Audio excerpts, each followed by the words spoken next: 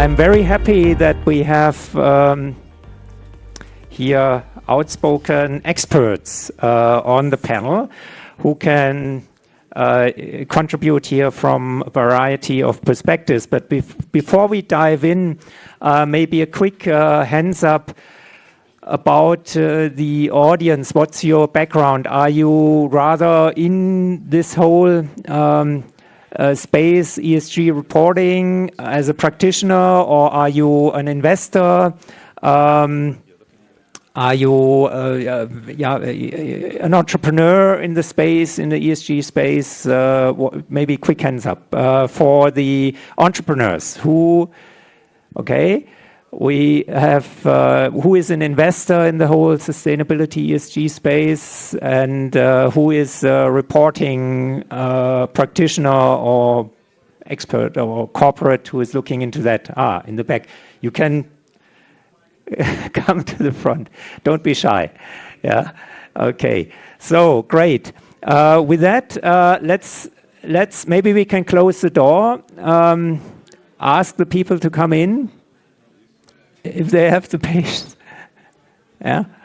With that, I want to kick off the session by a quick intro round. Maybe let's just start go here through. Advait, tell us a little bit about yourself, about what you are doing, what brought you in the space, about what you are doing with your company in the ESG reporting space. And then we go through the panelists. Please. Thank you. I'm Advait Nath. I'm the founder of a tech venture that builds solutions, including climate solutions for humanitarian development, that last mile. Previously, I was a director involved in a $12 billion multilateral bank working with smallholder farmers. So we implemented ISSB standards there. I currently advise the ISSB as well. And I work with governments globally in the global south, so Mongolia, Laos, Maldives, and others, to help them implement ESG standards and impact standards as well. Hello, everyone. First of all, thank you. I am grateful to be here with you. I'm Isabelle Cromet. I'm the founder and CEO of Goodness & Co. And my work is around business as a force for good. And actually, I have my book here, so I can share with you. It's about how courageous leaders shift purpose into practice, because the question is not anymore about the why, but about the how. We very much believe that conscious leaders are becoming a movement, not a niche. So we are here to support and help them, because it is about competitive edge. My name is Rebecca Florsheim. I'm an environmental health research physician out of NYU in the United States. Clinically, I work for and advocate for patients with aerodigestive conditions like asthma and sinusitis that are related to air pollution and other exposures, including exposures after the collapse of the World Trade Center towers after 9/11. My funded research is on micro and nanoplastic particle accumulation in the human body, but I frequently give talks and lectures on a variety of environmental health issues. Thank you, Rebecca. So good afternoon, I think it's now. Look, my name is Ian Sayers. I have founded a non-profit called SME Planet, and we affiliate across the world groups of like-minded coaches and specialists in more than 7 countries at the moment, and we're about enabling SMEs in those countries to get access to financing. So we're talking about good SMEs here, and we're talking about financing for sustainable growth of their businesses, and this is a major challenge.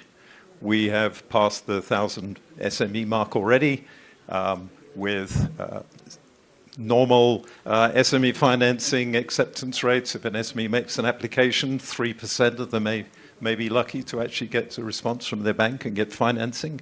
We bring that up to more than 70%. And about 65% of our enterprises are actually using that financing to either green their business or their supply chain or improve the social inclusion of their workforce. And more than 50% of our SME beneficiaries are either led or managed by women entrepreneurs. Thank you. Thank you very much. So let's dive into it. maybe to you, the first question. With the situation that ESG has become a very politicized term, we actually touched upon that in the previous panels as well as already. How do you see the criteria that are outlined here by the ESG environment, social governance, assessment schemes, let's say, that are out there? Are they a problem themselves, or so do we need new criteria, or should we just relabel that? So I do agree that ESG has certainly been politicized. And I think that it's more about labeling and noise rather than the underlying logic behind what ESG was trying to achieve. And there are three real questions that ESG was trying to solve for and the risk that it was meant to look at. And that is, what's the environmental risk? What's the impact in terms of human well-being? And what's the long-term governance model to manage those risks? So those are fundamental risk questions. They're not labeling questions. And I think what we saw with Exxon, for example, they got a good ESG rating, but that's because they were very transparent with the old standards and reported a lot. But they didn't report absolute emissions, which is, again, a failure of the standards at the time. We had Tesla, for example, also had good ESG ratings. For different reasons, they partially reported. They didn't report on the labor standards, for example, the emissions from the mega battery factories. So it was the intent of the EVs being positive. That's what gave them a higher standard. So this is clearly a failure in the standards looking at real impact. So I think that standards are improving. We have the ISSB standards, GRI standards, they're converging. We're seeing a lot more jurisdictions, over 40 jurisdictions now, are at least implementing or have implemented the ISSB standards. And that will help in terms of some of the basic labeling. I think that the criteria are still sound, and 70% of investors in some recent studies have shown that greenwashing is an issue for them. So that's an issue in terms of capital, in terms of flight of capital, in terms of the cost of capital. But what can change that is the technology option. And I think that's where we've failed, actually. We have failed to build the infrastructure, the plumbing that ESG needs, because ESG has been reduced to a label. So blockchain technology, for example, can be used to increase trust, traceability, the anti-fraud piece. AI can be used in terms of the forecasting piece to ensure that you can make more cost efficiencies. And in general, the standards will improve. And with all three of those, you'll be able to get much more robust reporting on ESG, fundamentally in terms of emissions, and that will help in terms of the trustworthiness of ESG to then take it forward.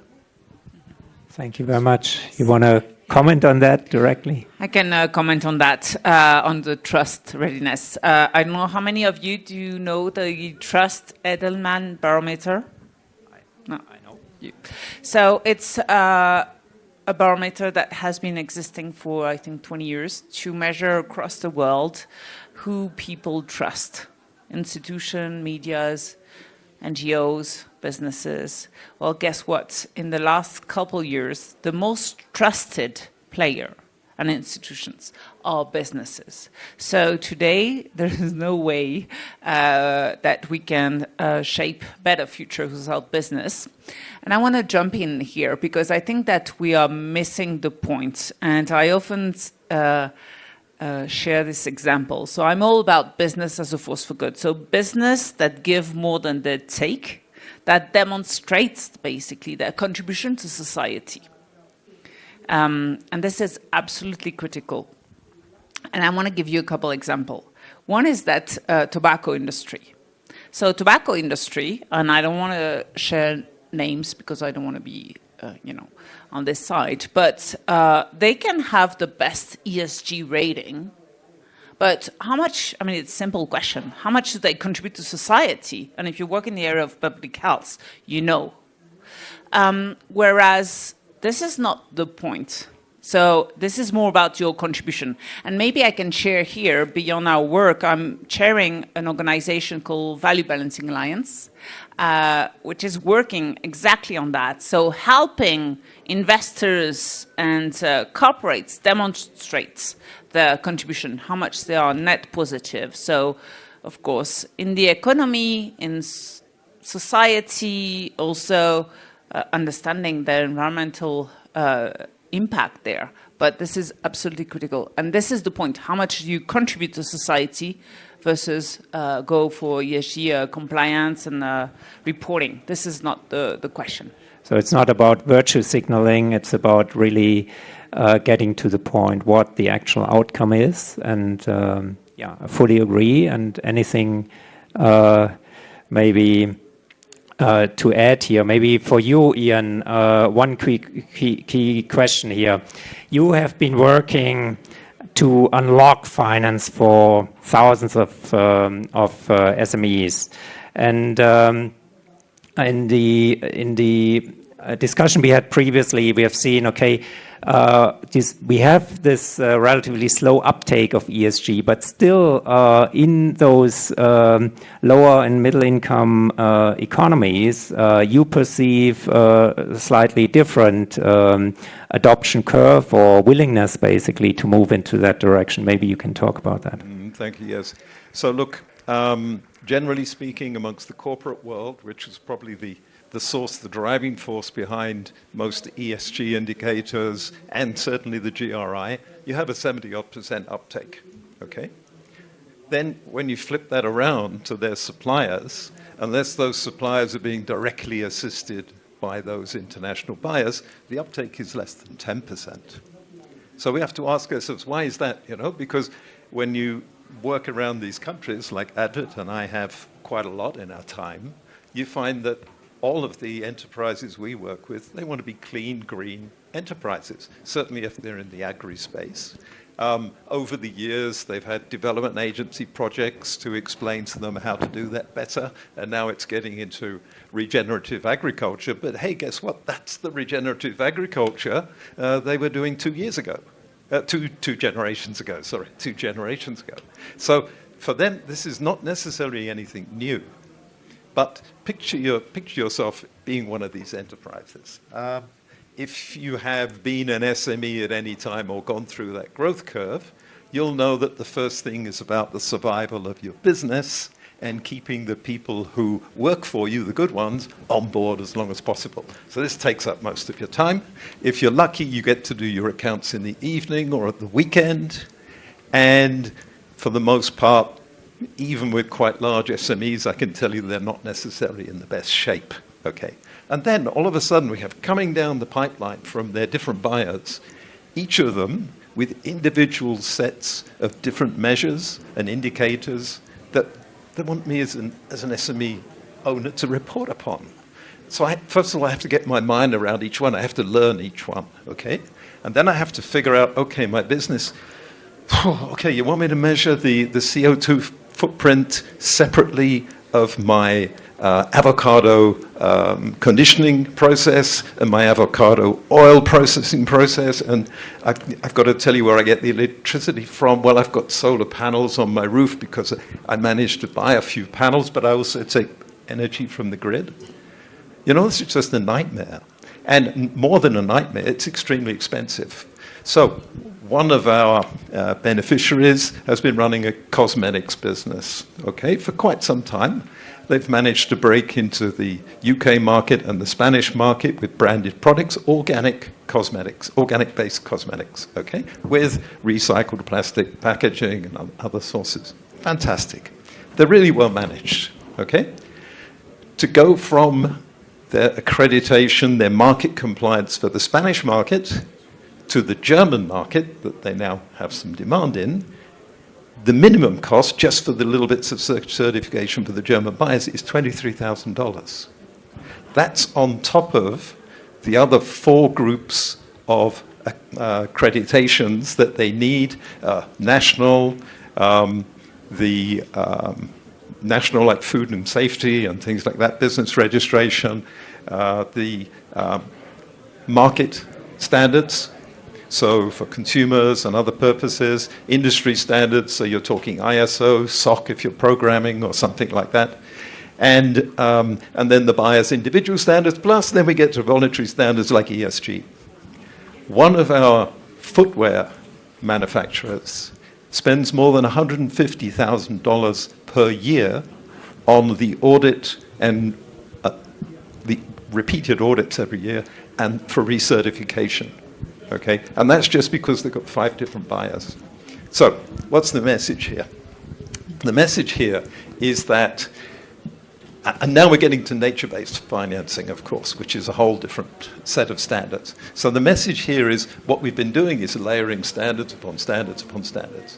And each one of those standards needs to be audited or validated in some way, periodically, and that's really big cost for SMEs. And the challenge, which is where SME Planet comes in, is enabling those SMEs to get access to the short-term financing that they need to pay for getting those standards if they can afford it and it makes sense in their business model. And maybe it's also a call to the regulators to basically streamline this reporting a little bit. We've been trying harmonization and former organization, the International Trade Center, for more than 15 years. And all we've succeeded in doing is having new topical standards placed one on top of the other. Yeah, I want to loop in Rebecca here in the conversation. So from your clinical and research work on air pollution, microplastics, and environmental exposure, what are the real-world impacts on humans, and are they reflected in the reporting on ESG, or how should they be reflected in the ESG reporting? This one. Thank you so much for that question. This is one of my favorite things to talk about as an environmental health physician is the concept of co-benefits, meaning that actions or policies that are meant to be beneficial to the environment, or environmental actions, or ESG, actually have very measurable and profound health implications and therefore economic implications. So take, for example, policies and actions around climate change that are meant to reduce greenhouse gas emissions. Well, in our space, we understand that limiting emissions not only limits the greenhouse gas emissions, but also the criteria air pollutants that are emitted with them. Criteria air pollutants are things like particulate matter, ozone, nitrous oxide, that are extremely inflammatory and, depending on how water soluble, affect different parts of the bodies, but have been very well documented to be an underlying cause of cardiovascular disease, hospitalizations, and acute events for respiratory disease and premature death. To the point that there's a tremendous economic burden associated with them, and the World Health Organization actually estimates that 6% of annual GDP loss is attributable to air pollution alone. And so there's this economic analysis that has tremendous implications for ESG, and you want to make sure that you don't leave out half the story when you're talking about your environmental actions. Just as an example, from New York City, where I'm from, putting this into practice, about 12 years ago, Mayor Bloomberg outlawed high sulfur heating oil for use in for heating homes. And just this one action reduced the sulfur dioxide component of our criteria air pollutants by about 95%, and saved the healthcare system in New York City about $5 million each year, and actually that only accounts for acute care visits that are attributable to cardiovascular disease and respiratory disease. And so actually the number is actually much higher than that, probably. In my field of plastics research, micro and nanoplastics, plastic pollution is, for the last few decades, something that was thought to be only an environmental issue, but now in the last few years we're really starting to understand that these plastics are breaking down into particles that are small enough to be absorbed and distributed throughout the human body, and actually into particles that are small enough to be to enter human cells, similar to a virus. And so these particles themselves are disruptive to our physiologic processes and can cause disease, but also they're essentially carriers of other toxins. And so the science is emerging. What we do know, however, is that the plasticizers alone that are even associated with microplastics and nanoplastics are thought to contribute to about $249 billion of burden each year. So a lot of cost also to our healthcare system, basically, when you look at the long-term effect. And so actually the insurance industry should be listening and looking into that, how they can avoid the huge cost associated to those. Of course, and a lot of businesses are self-insured, right? So the health of employees is very much a factor in this as well. Local populations, there's tremendous local implications to this as well. Yeah, I think very, very interesting perspective here. With that, maybe to Isabel. Many of those organizations, the global organizations, and you worked for Danone, I don't know whether you mentioned that in your intro, do excellent reports, and it's all fancy and nice. And they keep, it's sometimes a little bit virtue signaling, you know. So is this a leadership failure, or is the system broken, so to speak? Yeah. Wow. I think that, I think you understood my point, is that it's not, the ESG challenge is a leadership challenge. We often hear that there is a climate crisis, there is a health crisis. And by the way, I don't know if you are attending, but we are also part of the One Health Summit that will be happening in Lyon in 7th of April, because we need to connect the health of people, health of planet, and health of animals. So you are more than welcome, given your work. I really believe that there is a challenge of leadership, because ESG is not a sustainability conversation. No, it's a leadership conversation, and it needs to be everyone's business. So we are working a lot on the role of boards, because actually it's about how do you, funnel the finance, the strategy. It's really, it needs to be a compass of decision. So we need to shift there totally the way we operate. And at the board level, so we work a lot there, and we organize every year the world's largest gathering of committed board members. Guess what they are saying?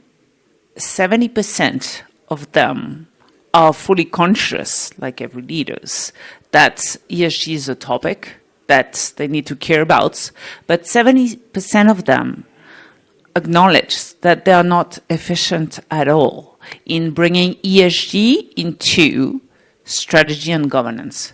So it's, I think everyone has a role to play. Our work at Goodness & Co is very much about governance, because if you don't get the board on board, you will go nowhere. Yeah, very good statement. So it's about how do you actually move also from virtue signaling into real impact, and how do you instill that in especially larger organizations as well? Yeah, right. Now maybe to a quick round also for closing this panel. What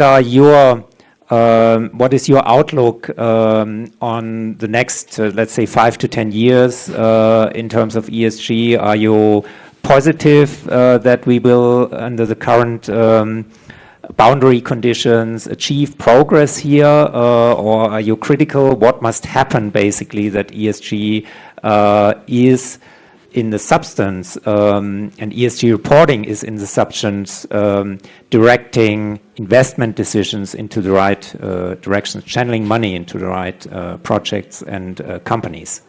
What must happen? Maybe. I'm glad we're talking about the real life impacts of ESG, because there's no question it's going to impact every single one of us in this room and around the world, because food security depends on ESG. 1 in 3 meals that you've had today comes from a smallholder farmer. They are massively impacted by climate change. I was in Bangladesh recently.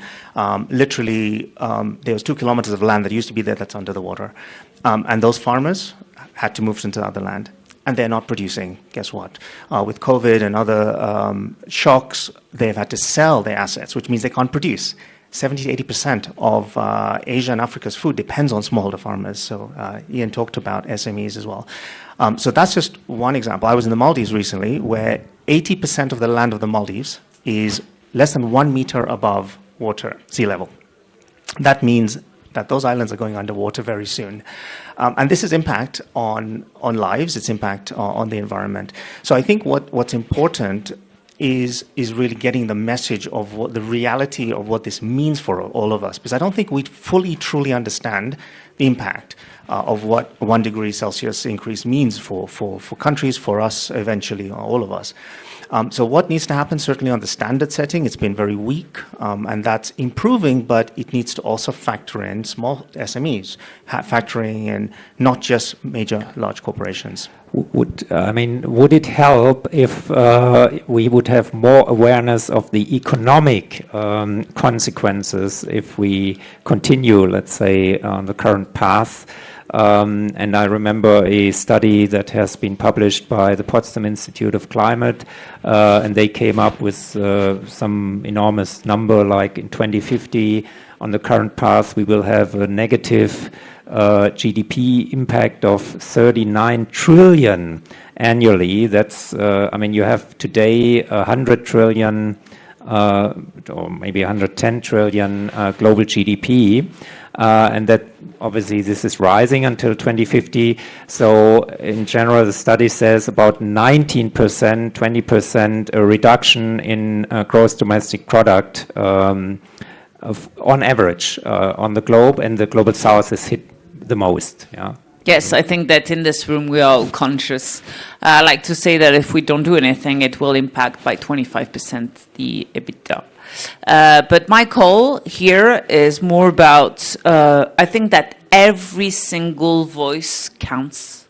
Every single leader counts. Leadership is not about the title, no. It's a responsibility, whether you are an investor, a corporate leader, an NGO, whatever your role is, everyone has a role to play. And it will not happen without courageous leadership. Because it's not a comfortable moment, let's put it this way. But we need to step in, and myself, I want to be able to look at my kids' eyes in 5 years from now and say that I've done everything that I could at a time that it really mattered, because I knew. Thank you. A very good closing statement. So please, Rebecca. My only hope is there's a lot of crucial conversations happening around ESG, and I'm hoping to see health of all stakeholders incorporated more into the conversations, the direct stakeholders, the health of local populations that are affected by the local businesses, and to see ESG strengthened through those sort of economic evaluations and through the more discussions of health benefits. Thank you, Rebecca. So look, I think we can start there as well, because all of the SMEs that we're working with want to have clean, green businesses. I mentioned that already. If they're led by women, they want to have dignified workplaces and choices for their female employees, and most of their employees, in fact. But there's a big disconnect going on here, and I'd love you to come and talk to the banks who are, the ones that our SMEs have as financial managers, if you like, in one sense, and perhaps that, these enterprises, they're now 2 levels removed from what you're doing. In like, if they are working in the right way, if their buyers are working in the right way, then there's a major impact on health. And in their own cities, that's apparent, but they don't quite see the link all the way through the chain. So this is one thing. I think it's also an amazing opportunity for those of you here in the investment business, because let me just give you some numbers. It's kind of something that most people don't appreciate. The sort of enterprises we're talking about are not the startups and people like that. In the countries where I work, quite frankly, 1-2% maximum of startups are actually going to make it through to be stable businesses. I'm talking about the women and the men who have been running businesses for at least 3 or 4 years, who've demonstrated resilience, who know their suppliers, maybe got thousands of smallholders, but they know how to manage them and work with them, and they've gone through all sorts of hardships. So these are, generally speaking, good, solid businesses. And then they have this challenge in how to prove what they're doing to the rest of the world. Each of these businesses, let's take, say, per month, for one bank, we're talking 20 or 30 businesses. Yeah? Each of them are looking for $80,000 to $150,000 and equivalent, and to repay that within 12 months. That's their safety time horizon, where they're comfortable of getting money and repaying it. And they don't want somebody coming into their business, family business, whatever. They know how to run their business. But it's the finances that are really challenging for them. And what do the finances need? The reporting that goes with it. So, that's where our team comes in. But if you just do the maths, each month you're talking per bank, per group of 20 SMEs, 8 million, okay?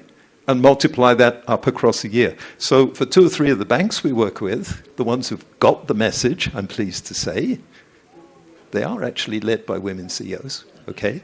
The ones that have got the message, it's making a serious difference to their bottom line. However, I'm getting there. As you know, banks have restrictions, their capital adequacy requirements, their risk profiles per sector go up and down on a monthly basis, and they don't have that much capital in the countries where we work either. Maybe 3 months looking ahead, that's all. So what we're looking for is to take all the data and the information that we've collected and kept nicely securely to actually tokenize that and then make it available for funds to invest in, also for fractional investors. And we've had lots of approaches from diaspora and from associations in wealthier countries that are about SME development or women's entrepreneurship. So that's our pathway for the next couple of years. Yeah. And if any of you are listening and want to be part of that, you're welcome to join us. Yeah, that's a very good call, let's say here. Maybe the others, final statement before we close the panel. What, if we meet again, let's say in 2 years, what would convince you that ESG has made progress rather than, let's say, the losing relevance, at least in the substance? I mean, independent from the label, which might change. Independent from the substance, what progress are you looking for? I'd be interested in seeing the plumbing, that infrastructure being built, so that way there's that trust layer for ESG. I would be pleased if regulators and governments do incentivize companies to do good, so help the ones that are at the forefront, courageous and doing good. Health implications as central to ESG reporting, both to benefit stakeholders and to strengthen the businesses that are utilizing them. Oh, I'm going to say harmonize, rationalize, and communicate better, and get everybody on side. Super. With that, thanks a lot.